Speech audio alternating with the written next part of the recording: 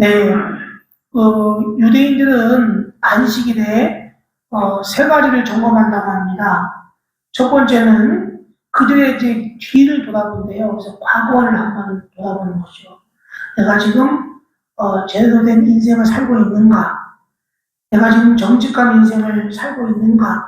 나의 열심이 지금 정당한가? 이렇게 한번 자신의 뒤를 한번 돌아보는 거죠.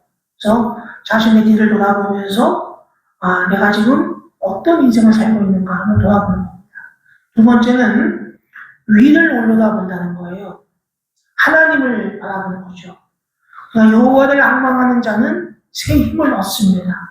하나님을 바라보면 내 안에 있는 잘못된 것들이 보이고 또 내 안에 있는 그 나쁜 것들이 제거됩니다. 그래서 우리는 하나님을 바라보면서 은혜의 체험을 하고 새 힘을 공급받습니다.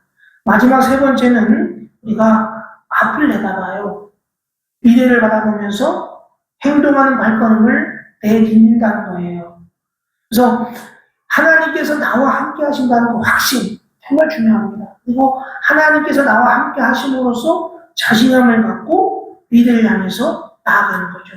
그래서 우리가 확신과 이 자신감으로 무장한 성도는 어쩌면 실제적인 능력을 갖춘 사자가 될 수밖에 없어요.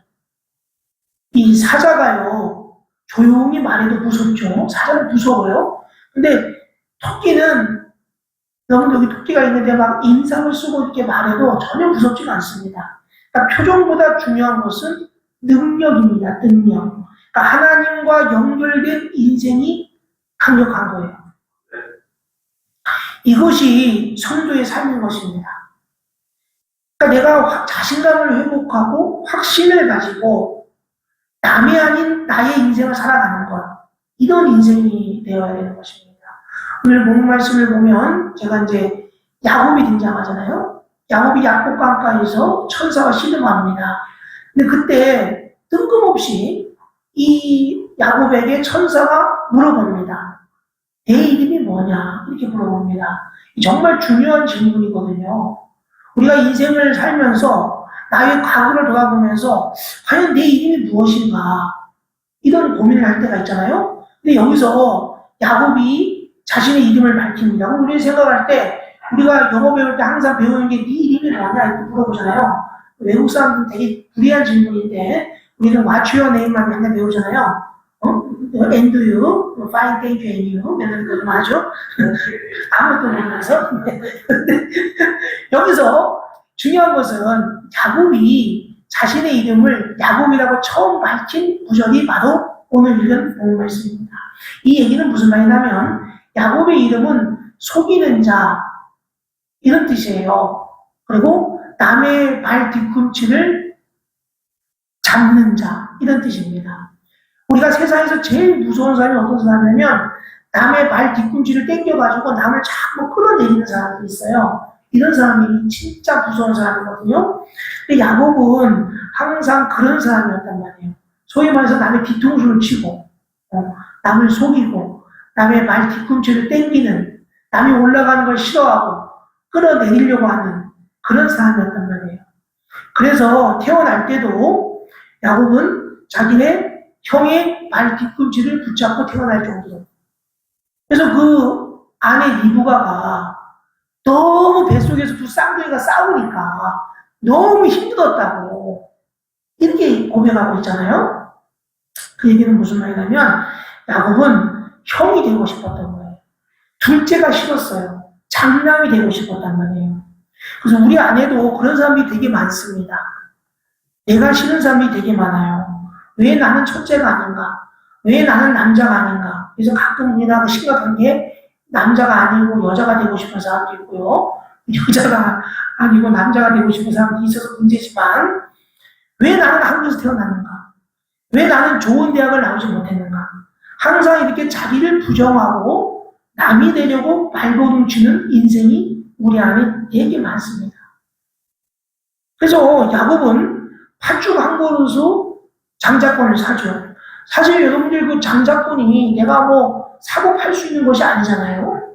그런데 야곱은 정말 장자권에 대한 집요한 집념이 있었던 거예요.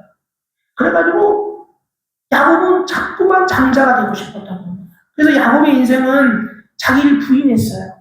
나를 부인하니까 행복이 없는 것입니다. 늘 불안합니다. 늘 답답한 것입니다. 그래서 야곱이 아버지 이삭으로부터 축복을 받을 때도 야곱은 야곱으로 축복받은 것이 아닙니다. 야, 넌 야곱이구나. 넌 야곱으로 축복한다. 이렇게 축복받지 않았어요.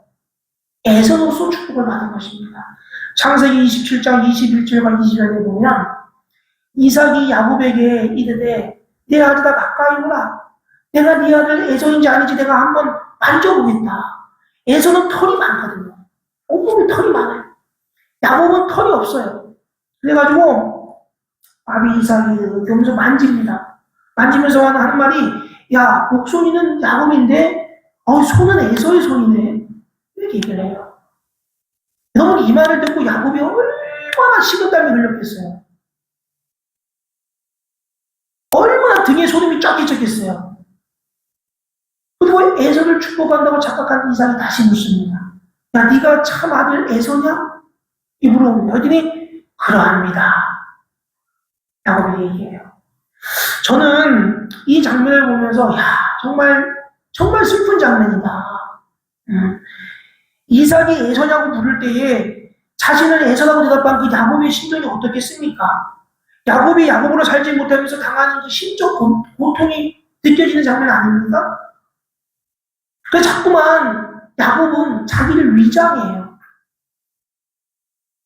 그래서 오늘 성경 말씀 로마서 9장 13절 말씀에 보면 이렇게 되어 있죠. 기록된 바 내가 야곱은 사랑하고 에서는 미워하였다 하심과 같으니라 이렇게 되어 있습니다. 이 말을 여러분들이 생각할 때 사람들은 하나님이 이미 택한 사람이 있다고 생각해요. 예정된 사람이 있다 이렇게 생각하거든요. 사실은 이 얘기는 그런 뜻이라고 보기보다는 이런 의미입니다. 하나님은 야곱이 야곱으로 살아갈 때 사랑한다. 야곱이 에서로 살아가면 그것을 미워한다. 이런 말입니다. 다른 말로 얘기하면 하나님은 내가 나로 살아가야지 100명으로 살아가야지 내가 김수혁 집사 살아갈 수가 없잖아요. 내가 나도 살아가야 되거든요. 내가 나도 살아갈 때 하나님을 사랑한다는 거예요. 그러니까 야곱은 야곱으로 살아가야 되고 여러분들 이름으로 살아가셔야 돼요. 내가 나를 사랑할 수 없고 내 자신을 인정하기 힘들면요. 너무너무 힘듭니다. 저는 그 헬렌 켈러라는 여러분 사람 아실 거예요. 헬렌 켈러. 네. 이 헬렌 켈러는 20개월 만에 보지도 못하고 듣지도 못하고 말하지 못했습니다. 그러면 보지 못하는 것도 있지만 듣지 못하면 말하지 못해요. 그러니까 사실은 삼중고를 겪은 거죠. 어제 우리 여기 70 남전도회 동서성교회 70 남전도회 우리 성도님도 오셨지만 그 중에 우리 이배경 집사님이라는 분이 눈이 안 보이세요. 이분이 한전에서 근무하시다가 그 사고로 실명하셨거든요.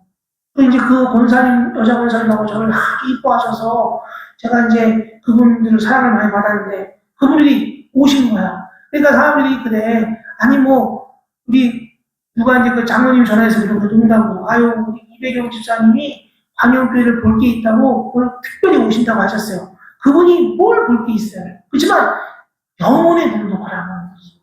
육신의 눈은 안 보이지만 본인이 이걸 보면서 기도하는 거예요. 네.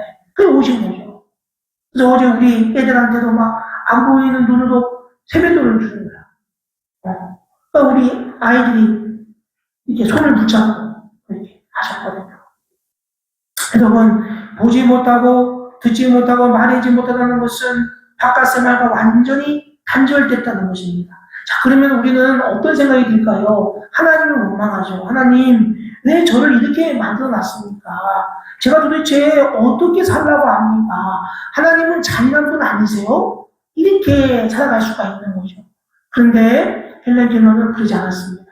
정말 감사했어요. 그래서 헬렌 켈러가 쓴 책 중에 3일 동안만 볼 수 있다면 이라는 유명한 책이 있는데 거기에 이 헬렌 켈러가 이렇게 적었습니다. 만일 내가 3일만 볼 수 있다면 첫째 날에는 나를 가르쳐준 설리관 선생님을 찾아가서 한번 보겠습니다. 그리고 산으로 가서 아름다운 꽃과 들과 들판과 아름다운 노을을 보고 싶습니다. 이렇게 적었어요. 둘째 날에는 내가 새벽에 일찍 일어나 원동이 터오는 모습을 보겠습니다. 그리고 저녁에는 하늘의 별을 바라보겠습니다. 우리 애들이 여기 환천에 와가지고 오면 별을 막 세는 거야. 아직까지 감수성이 있잖아요. 별 해는 막. 우리 저 같은 경우는 아직 이제 별을 보면서 아우 저 별은 나의 별을 기다리는데 윤동주 시인과 같이 내가 문학적 감수성이 사라졌구나. 근데 우리 애들이 별을 막 세는 거예요.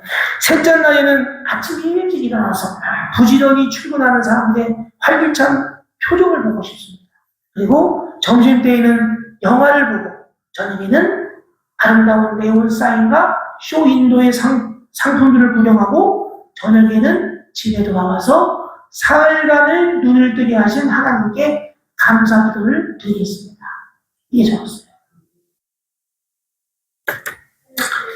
헬렌 켈러가 이제 하버드 대학에 입학을 하거든요.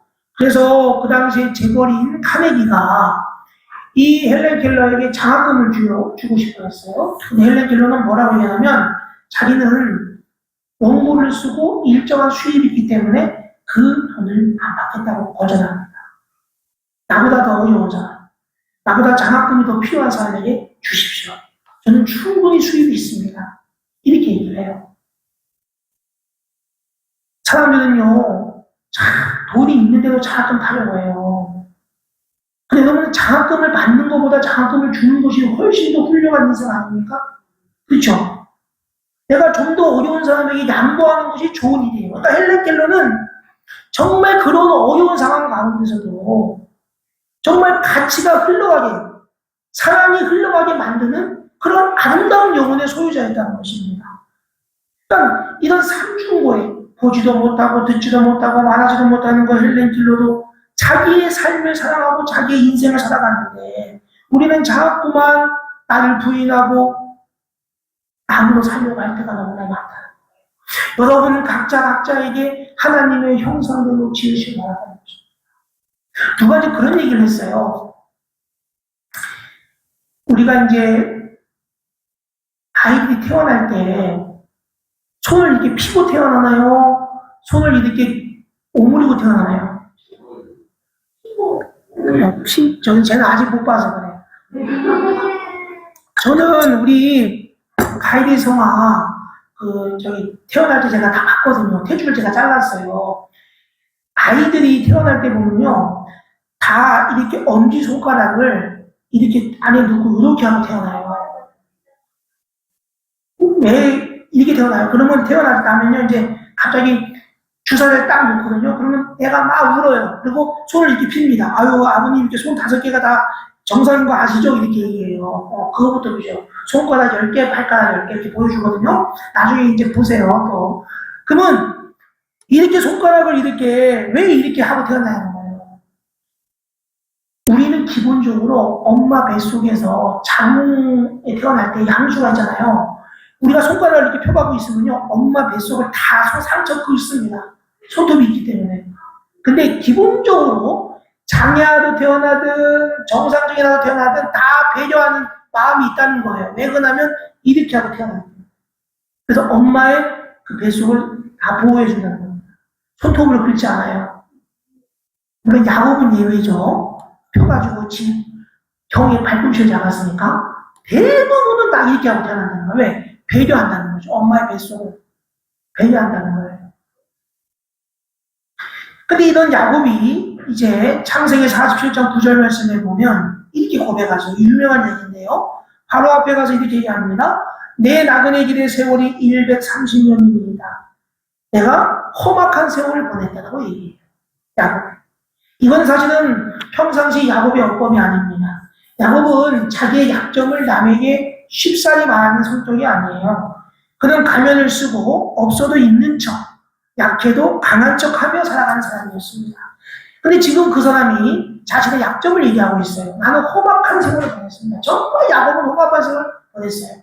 남을 속고 또 남을 속이고 그러면서 살았단 말이에요. 왜 그렇습니까? 왜 이렇게 바로 앞에서 자신의 약점을 고백합니까? 이제 비로소 인생의 말년에 하나님의 사랑을 확신한 거예요. 그렇게 죽었던 자신의 아들 요셉이 살아났다는 것을 본 거잖아요. 봤단 말이에요. 아, 하나님이 사랑하십니다. 하나님의 사랑을 확신한 거예요. 그리고 바로를 축복합니다. 야곱이 축복하는 인생으로 바뀌어요. 그러니까 여러분들, 내가 하나님의 사랑을 확신하고요, 그걸 회복하면요, 그 다음에 좋은 것을 유통하는 인생이 돼요. 좋은 것을 자꾸만 흘러보이는 인생이 된다는 것입니다. 그래서 여러분들, 기쁨으로 축복할 줄 아는 인생, 교류하고 소통하는 인생, 이게 바로 하나님의 사랑을 깨닫는 백성의 특징인 것입니다. 자, 우리 마태복음 11장 한번 보겠습니다. 11장 16절 한번 찾아볼게요. 여기다 한번 예수님께서 이렇게 말씀하세요. 마태복음 11장 16절 17절 예수님께서 이 세대를 이렇게 비유하십니다. 자, 제가 한번 읽겠습니다. 이 세대를 무엇으로 비유할까? 비유하건대 아이들이 장터에 앉아 제 동물을 불러 이르되 우리가 너희를 향하여 피를 불어도 너희가 춤추지 않고 우리가 슬피 울어도 너희가 가슴을 치지 아니하였다 함과 같으니라. 아멘. 여기 보면 뭐라고 되어 있냐면 한마디로 얘기하면 슬퍼할 줄도 모르고 기뻐할 줄도 모르는 세대가 되었다는 말이에요. 최근 우리가 한 10년, 5년 사이에 진정으로 슬퍼한 적이 있습니까? 물론 우리나라에 많은 사건들이 있었죠. 천안함 침몰 사건, 그 이후에 세월호, 이태원 참사, 그리고 최근에는 제주항공 여러 사건들이 있습니다. 지금도 계속되고 있어요. 하지만 우리가 진정한 슬픔이라는 것이 과연 뭔가요? 내가 가슴이 찢어지고 식음을 전폐하면서 아파하는 것을 위해. 제가 한번 생각해 봤습니다. 야, 내가 50년을 사는 동안에 내가 몇 번 슬퍼했는가? 내가 정말 자복하고 회개하며 슬퍼했던 적이 언젠가? 저는 한 번 생각해보면 한 3번 정도 있는 것 같아요. 남자가 태어날 때 한 번 울고, 군대 갈 때 한 번 울고, 그런 얘기하잖아요. 부모님 돌아가실 때 울고. 근데 저는 한 3번 정도 있었던 것 같아요. 한 번은 이제 대학교 2학년 때 이제 여자분 헤어지면서 울고, 두 번째는 군대에 있을 때 요 얘기는 하나를 울고, 두 번째는 대학 군대에서 제가 염창에 한번 간 적이 있었어요. 그래서 그때도 울고, 세 번째는 제가 아크 부대 파병가 있는데 진급이 안 되었을 때, 소용 진급이 안 됐을 때 울고 그랬어요. 그럼 어떻게 보면 저는 인생에 있어서 한 3번 정도 진지하게 살았던 거죠. 다시 한번 묻겠습니다. 그럼 성도님들은, 사랑하는 성도님들은 최근 5년 사이에 진정으로 기뻐한 적이 있었습니까? 여러분, 진정한 기쁨이라는 거는요, 더 이상 바랄 것이 없는 완전한 만족 상태예요. 내가 이대로 죽어도 좋겠다, 이렇게 고백할 만한 상태를 말합니다. 온 우주의 기쁨이 다 내게 몰려오는 듯한 느낌이 들어야 돼요. 그래서 우리가 많은 성인들이 보면 자신의 일기를 적을 때에 회심할 때, 진정으로 하나님을 만났을 때 다 온 우주의 기운이 나한테 온다고 얘기해요. 온 우주의 기쁨이 저한테 온다는 것입니다. 그래서 우리가 인생을 봤을 때, 야, 나는 정말 슬퍼하지도 않고 기뻐하지도 못하며 살았던 것이 아닌가. 내가 다른 사람을 향해서 비난과 정죄만 쏟아놓는 치졸한 인생을 산 것이 아닌가. 이런 고민을 할 때가 많이 있는 거죠. 오늘 마태복음 11장 18절과 19절 말씀에 보면 이게 되어 있습니다. 요한이 와서 먹지도 않고 마시지도 아니하며 그들이 말하기를 귀신이 들렸다 하더니 인자는 와서 먹고 마시며 말하기를 보라 먹기를 탐하고 포도주를 즐기는 사람이요 세리와 죄인의 친구로다 하니 죄인은 그 행한 일로 인하여 옳다함을 얻느니라. 아멘. 세례 요한은요 세상을 부정했어요. 먹지도 않고 마시지도 않았습니다. 세상과 완전히 단절된 인생을 살았어요. 그런데 예수님은 그러지 않았습니다. 예수님은요, 세상을 수용했습니다. 세상을 받아들였습니다. 세리와 창기와 함께 먹고 마셨습니다. 그런데 사람들이 그를 환영했습니까? 역시 예수님처럼 살아야 돼. 이렇게 하지 않았습니다. 오히려 먹기를 탐하고 포도주를 즐기는 사람이라고 엄청나게 비난하고 정죄했습니다. 무슨 말입니까? 이래도 비난당했다. 저래도 비난당했다는 거예요. 살아가는 모습을 정죄했다는 것입니다. 여러분, 정죄하는 사람에게는요, 기쁨이 없습니다. 여러분, 아픔도 기쁨도 모릅니다. 아픔을 아는 사람이 더 진실하고 더 기쁨을 누리는 것을 저는 여러 번 보았어요. 여러분, 20세기의 최고의 변증자인 C.S. 루이스라는 사람이 있어요. 여러분, C.S. 루이스라는 사람은 8살 때 어머니를 잃었습니다. 그래서 이 사람이 어머니를 잃고 나서 두 가지 결심을 합니다. 첫 번째는 내가 절대로 울지 않겠다. 두 번째는 내가 절대로 엄마 생각을 하지 않겠다. 왜? 울면 아프니까. 엄마를 생각하면 아픈 거야. C.S. 루이스가. 그래서 이 C.S. 루이스는 똑똑했기 때문에 어린 나이에 아픔을 피하는 방법을 택했습니다. 뭐냐면 공부를 했어요. 이 C.S. 루이스가 10대, 20대, 60대까지 그는 영문학을 읽고 세계적인 영문학자가 됩니다. 네, 옥스퍼드 대학의 영문학자가 돼요. 저도 C.S. 루이스의 책을 많이 봤죠. 저희 아버님이 목회를 40년 하면서 목회가 힘들다는 얘기를 하는데, 목회가 힘든 이유는 설교가 힘든 것도 아니고 교회 행적이 힘든 것도 아니라고 말씀하셨습니다. 내가 성도의 아픔을 잘 품지 못한다고 말씀하신 거예요. 아픔을 감당하지 못하니까 목회가 힘들다고 얘기하는 것입니다. 그래서 아버님은 저에게 성도의 아픔을 품으라고 말씀하셨어요. 성도의 아픔을 품고 같이 아파하고 슬퍼하며 기도해 줘야 된다는 거죠. 근데 C.S. 루이스도 60세가 넘어서 초과하고 살다가 조이 데이비드맨이라는 사람을 만납니다. 그녀가 루이스를 만나서 이렇게 얘기를 하죠. C.S. 루이스는 대단한 스타였습니다. 근데 그 여자가 이렇게 얘기해요. 당신은 왜 그따위로 삽니까? C.S. 루이스. 당신이 사랑이 뭔지를 아세요? 당신은 사는 것이 인생입니까? 이렇게 얘기해요. 그러면 여기서 남자가 에이, 나 상처받았어. 이렇게 하고 돌아서야 되는데 이 사람이 가만히 들어보니까 일리가 있는 거야. 그래서 이렇게 얘기하죠. 그래요. 난 당신이 말한 대로 사랑이 뭔지를 모릅니다. 혹시 당신이 사랑에 대해서 안다면 나에게 좀 가르쳐 주세요. 이렇게 얘기를 합니다. 결국 C.S. 루이스와 이 데이비드맨은 60이 넘어서 결혼을 합니다. 근데 참 놀라운 것은 뭐냐면 결혼할 당시에 이 여자는 아무로 1년밖에 살지 못한다는 시한부 인생이었던 거예요. 근데 결혼을 해요. 그리고 3년 2개월을 더 삽니다. 그러니까 사랑의 힘으로 2년 2개월 더 산 거죠. 나중에 C.S. 루이스가 이렇게 얘기를 합니다. 내가 평생 진정한 사랑이 무엇인지 알고 가장 행복했던 시절은 이 조이 데이비드맨과 함께 산 3년 2개월이었다. 이렇게 고백합니다. 여러분, 아픔을 모르면 사람이 잔인해져요. 여러분, 히틀러가 600만 유대인을 학살했잖아요. 그 이유가 뭐예요? 그들의 아픔을 느끼지 못했기 때문입니다. 이 정말 무서운 겁니다. 히틀러는요, 본인은 파티하면서 학살 명령만 내렸어요. 아픔을 느끼지 않았습니다. 그리고 명령을 수행하는 사람들 역시 자신은 책임이 없고 다만 명령에 복종하는 것이라고 생각했을 것입니다. 그건 아픔과 유리된 행동 항상 잔혹해집니다. 조폭이 왜 무섭죠? 가끔 조폭이 자기 몸을 막 그어버리잖아요. 자기 자신의 귀중함과 아픔을 모르기 때문입니다. 자기의 아픔도 모르는 사람이 어떻게 남의 아픔을 알 수 있겠습니까? 그래서 결국 이 살인자는 먼저 자기 자신을 죽이고 남을 죽이는 거예요. 그래서 자기를 죽이기 전에는 절대로 남을 죽일 수가 없는 것입니다. 그래서 아픔을 아는 사람은 남을 해치지 못해요. 그래서 우리가 아픔을 아는 사람이 사랑을 아는 사람입니다. 자식을 낳으면 그 순간부터 부모의 아픔이 시작되죠. 태어난 모습을 보니 참 불쌍합니다.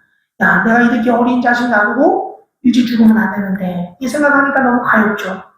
그리고 어린 시절 병이라도 크게 앓으면 아픕니다. 학교 다닐 때 왕따라도 당하면 가슴이 찢어지게 아픕니다. 공부 좀 못해도 아파요. 그래서 부모의 가슴은 항상 아파요. 그래서 사랑이 되는 거죠. 아픔이 사랑이 됩니다. 그런데 이 모든 아픔이 기쁨으로 변화되는 것을 보게 됩니다. 아프다가 건강해지면 그와 더 큰 기쁨이 없죠. 왕따 당하다가 아이들에게 인정받고 반에서 반장이 되면 너무너무 기뻐요. 어쩌다가 상이라도 받아오면 세상이 날아갈 듯한 기쁨이 느낍니다. 여러분, 아픔을 풀어야 기쁨이 배가 됩니다. 사랑하는 관용배 성도 여러분, 아픔을 두려워하지 마시고요. 가슴이 살짝 찢어지더라도 아픔을 풀으시기 바랍니다. 그것이 생명의 삶인 거예요. 그리고 아픔을 품는 가슴, 그리고 십자가에 품는 가슴이 되시기를 주님의 이름으로 축원합니다. 아멘. 기도하겠습니다. 사랑과 은혜가 많으신 하나님 아버지, 우리는 자기 자신을 미워하며 다른 사람으로 인생을 살아갈 때가 많이 있음을 고백합니다. 하지만 하나님은 남으로 살지 않고 자기 자신으로 살아가기를 원하고 계십니다. 우리 자신을 받아들이고 우리 자신을 사랑하며 살아가는 관용교회 성도님들이 다 되게 하여 주옵소서. 내 자신의 모습에 감사하고 내 자신의 모습에 감격하는 복된 인생이 되게 하여 주시고 오히려 다른 사람들을 기쁨으로 축복하는 인생 되게 하여 주옵소서. 아픔을 두려워하지 말고 남의 아픔을 수용하면서 살아가는 우리 사랑하는 성도님들 되게 하여 주옵소서. 저희 관용교회가 기쁨과 슬픔이 공존하고 기쁨과 슬픔이 교류하고 기쁨과 슬픔이 소통하는 교회가 되게 하여 주옵소서. 이 모든 말씀 예수님의 이름으로 기도하옵나이다. 아멘.